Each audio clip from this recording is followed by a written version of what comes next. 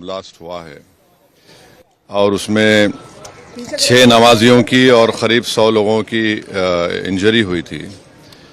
पहले मुंबई एटीएस ने, जिसको इन्वेस्टिगेट कर रहे थे हेमंत करकरे साहब, शहीद हेमंत करकरे, और उसके बाद वो इन्वेस्टिगेशन गया एनआईए के पास।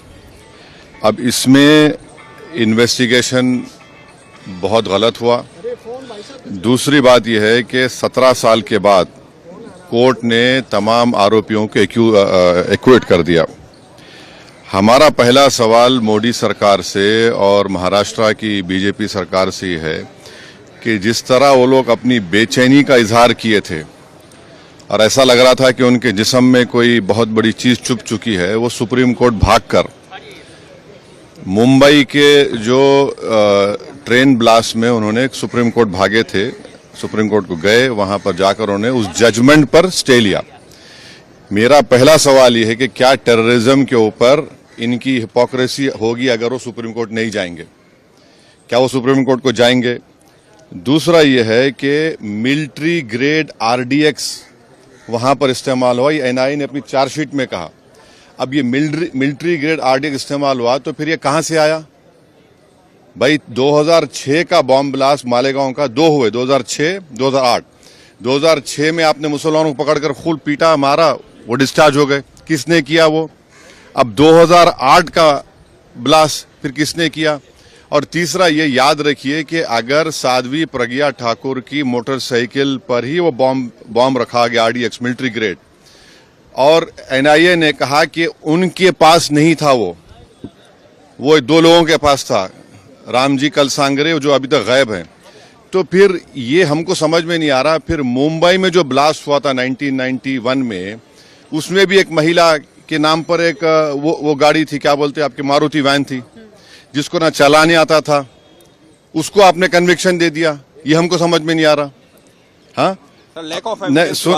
सुन तो लीजिए ना। अरे भाई, आप लोगों को इतना तकलीफ क्यों होती है? अरे आप नहीं, आप खुल के बोल दीजिए कि आप अरे सुन तो लीजिए ना। आपको बड़ी पेट में दर्द क्यों हो रहा है? अरे ऐसा लगता है तो फिर अपनी बात कर लीजिए, अपने आकाशवाणी कर लीजिए। 2016 में रोहिणी सालियान ने क्या कहा था? मैंने नहीं कहा कि उन पर प्रेशर डाला गया कि वो सौंप जाए उसके ऊपर। फिर 2017 में चार्जशीट में एनआईए डालती है, साध्वी प्रज्ञा ठाकुर का नाम नहीं था उसमें। तो ये सब जो चीजें हो रही है, इसका अकाउंटेबल कौन है? समझौता ब्लास्ट किसने किया नहीं मालूम, मक्का मस्जिद का ब्लास्ट किसने किया नहीं मालूम, मुंबई ट्रेन ब्लास्ट किसने किया नहीं मालूम, 2006 मालेगांव किसने किया नहीं मालूम, 2008 किसने किया नहीं मालूम।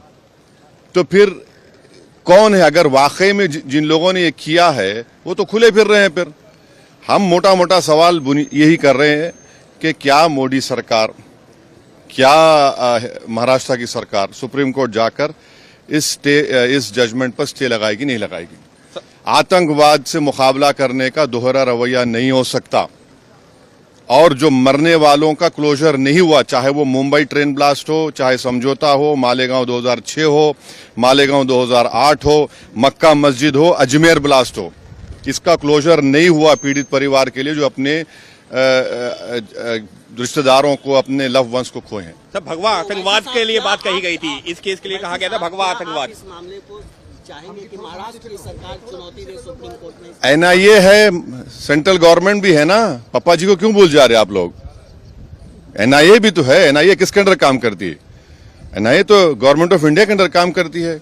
रोहिणी सालियान का स्टेटमेंट है, मिलिट्री ग्रेड अगर आरडीएक्स इस्तेमाल हो रहा है तो भाई साहब ये कहां से आया? ये बड़ा सवाल है। सर भगवा देखिए, छोड़िए ना, सुनिए हमारी बात को। आपको एक ही रट लगा हुआ है। नहीं, सुन लीजिए ना, सुन लीजिए एक बात। सुनिए, अच्छा तो इसका मतलब आप हेमंत करकरे को गाली दे रहे हैं? बोलिए खुल के आप लोग, जिसने अपनी जान इस देश के लिए दे दी, बोलिए हेमंत करकरे झूठा था।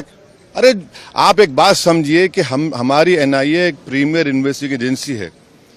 उनका अगर इस तरह का रवैया रहेगा तो इंटरनेशनल लेवल पे क्या असर पड़ेगा, इसको आपको जानना चाहिए। आपको जानना चाहिए in the context of Pulwama also.